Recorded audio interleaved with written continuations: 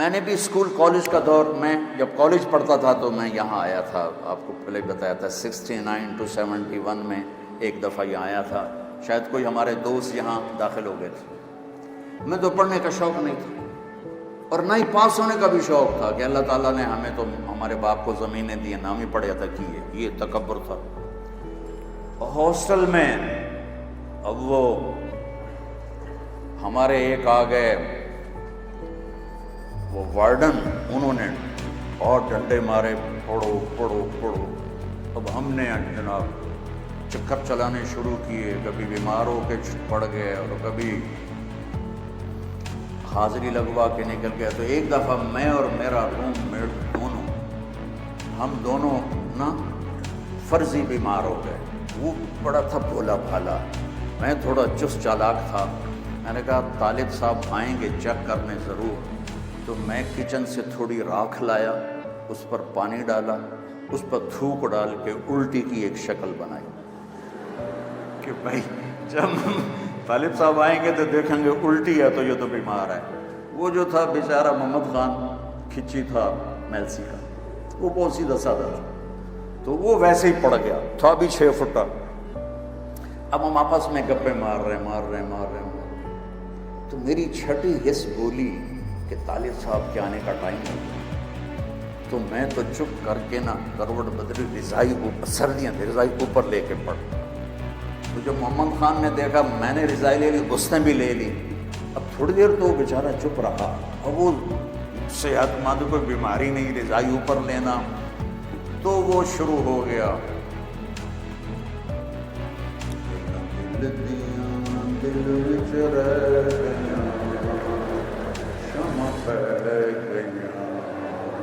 یہ گانا، یہ ہمارے زمانے کا بڑا مشہور گانا تھا۔ میں اپنے school college government college central model کا بہترین ٹاپ سنگر تھا۔ جب ہماری میوزیکل پروگرام ہوتے تھے تو ہر لڑکا ایک دفعہ آتا تھا، مجھے 2 دفعہ بلاتے تھے۔ اچھا اب وہ لوگ ایسے رضائی گلن دل دیاں دل وچ رہ گیاں شمع پہ گیاں، 2 دفعہ ہو گیا۔ اب تیسری دفعہ طالب صاحب انٹر ہوئے، اس کو نہیں پتا، تو گلن دل دیاں دل وچ طالب صاحب نے رضائی اٹھا لی، جو پھر ڈنڈے پڑے اس کو ڈگا ڈگ۔ میری طرف دیکھا تو راکھ پڑی ہوئی تھی، پانی تھوک شوک کا، اے تو بیمار ہے، وہی الو، وہ تو بہانا کیتا، چل اٹھ کپڑے پا۔ وہ کپڑے کیا پہنتا، وہیں سے بھاگا اور گھر چلا گیا۔ بچوں علم ذوق سے آتا ہے، علم محنت سے آتا ہے۔ تو میرے دین صرف ہی نہیں کہتا کہ مصلی پہ بیٹھ جا، میرا دین کہتا ہے دنیا میں بھی ٹاپ کر، دین میں بھی ٹاپ کر۔ دنیا کو بھی ہم خود تراشتے ہیں منازل کے سنگ میل، ہم وہ نہیں ہیں جن کو زمانہ بنا گیا۔ اور جو آپ کی تعلیم ہے اس کی بھی بات کروں گا کہ ایسے پڑھنے والے بنو کہ تمہیں امریکہ نہ جانا پڑے، انگلینڈ نہ جانا پڑے، وہ یہاں آ کے تم سے پڑھیں۔ آخر کبھی بغداد اور قرطبہ پوری دنیا کی یونیورسٹیاں تھیں، وہ وہاں لوگ پڑھنے آتے تھے، ساری دنیا سے لوگ آتے تھے۔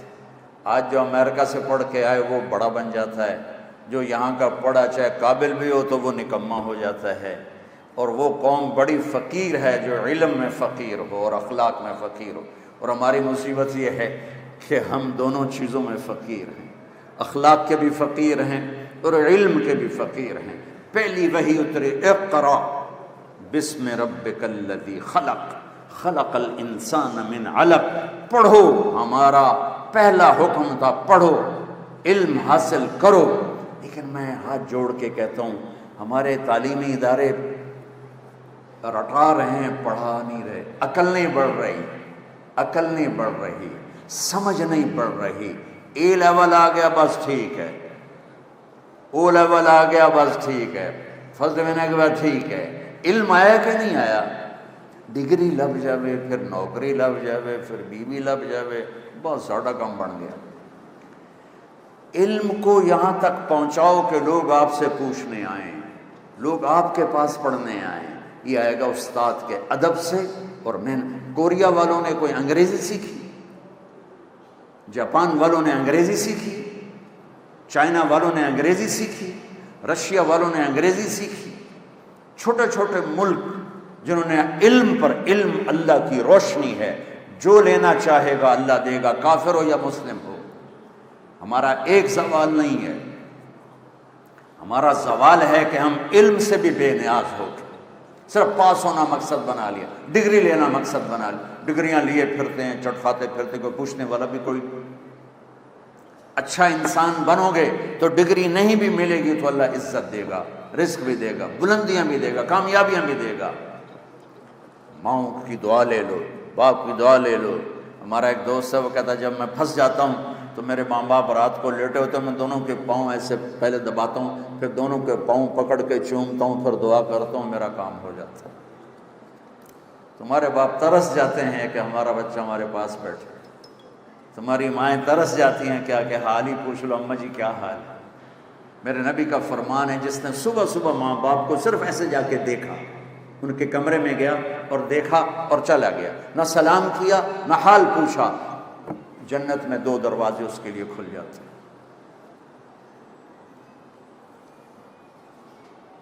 تو جو خدمت کرے گا وہ کیا پائے گا؟ تو دعاؤں سے علم آتا ہے۔ ایک دفعہ ہمارے استاد سے فرمانے لگے بیٹا آپ کو علم آئے گا خدمت سے، علم ملے گا دعا سے، علم ملے گا دعا سے، اور دعا ملے گی خدمت سے۔ خدمت کرو، دعا نکلے گی ایسی کہ عرش تک چلی جائے گی۔ یہ جو ہمارے لیے دعا کرو، یہ میرے لیے خصوصی دعا کرو، ہاتھ اٹھا دیں خصوصی دعا کریں۔ ارے بھائی پیٹ میں درد ہے تمہارے، دعا کروں میں؟ نہیں۔ ایک مثال دیتا ہوں۔ پہلے ایک واقعہ، ہمارا ایک مراسی تھا، تو وہ نشے میں پڑا تھا، تو اس کی رضائی گر گئی سردی میں، اس کی آنکھ کھلی سردی کی وجہ سے، تو رضائی غائب۔ تو وہ باہر گیا، کمرے میں ڈھونڈنے کے بعد باہر کے پڑوسی کا دروازہ کھٹکھٹایا، کہنے لگا او غلام مان، اسے کہا کیے؟ او میری رضائی چور لے گئے تو حال پا، سمجھو شور مچا۔ وہ کہنے لگا رضائی تیری گئی تھی، شور میں پاما، کہ یہ میں شور پایا تھا میرا سر خراب ہو جیسے۔ تو اب میرے پیٹ میں درد ہو، میں اپنی بیوی سے کہوں تو شور مچا، یہ ہو سکتا ہے؟ وی سی صاحب کے پیٹ میں درد ہو، یہ بیگم سے کہیں شور مچا، ہو سکتا ہے؟ جس کے پیٹ میں درد ہے ہائے ہائے وہی کرے گا۔ خصوصی دعا بچے بچیوں بہنوں وہ ہوتی ہے جو آدمی تڑپ کے کرتا ہے۔ پٹھانوں میں رواج ہے زبر دعا کوا دعا کوا دعا کوا، چاہے تیری گردن پہ انگوٹھا نہ رکھنا پڑے، دعا کوا دعا کوا۔ وہ بیچارہ کمبخت کیا دعا کرائے گا جس پر خان پستول لے کے کھڑا ہو، دعا کوا۔ دعا وہ ہوتی ہے جو اندر سے نکلتی ہے، اور اس کے لیے الفاظ بھی نہیں چاہیے، عربی بھی نہیں چاہیے، اس کے لیے بیٹھنا بھی نہیں چاہیے، ہاتھ اٹھانا بھی نہیں، اس کے لیے تڑپ ہے۔ تڑپ دکھا دو اپنے اللہ کو، تو میرے رب کے عرش کے دروازے کھل جائیں گے۔ اللہ سے علم بھی مانگو، اپنی لائن کی ترقی بھی مانگو، دیانتداری بھی مانگو، سچائی بھی۔ میرا دیس غریب اور فقیر ہو گیا ہے، لاکھوں کٹھے کروں تو ہزاروں نمازی ملیں گے، لاکھوں کٹھے کروں ایک سچا نہیں ملتا، لاکھوں اولادیں کٹھے کروں ایک ماں باپ کی ٹھنڈک نہیں، لاکھوں میں کوئی ایک ملتا ہے جس کے لیے ماں باپ کی آنکھیں ٹھنڈی ہیں۔ تو اس کو پروفیشنل ٹھیک ہے کرو، لیکن علم کے ساتھ کہ اللہ مجھے علم عطا فرما، ایسا کہ باہر کی دنیا ہمارے پاس ہے۔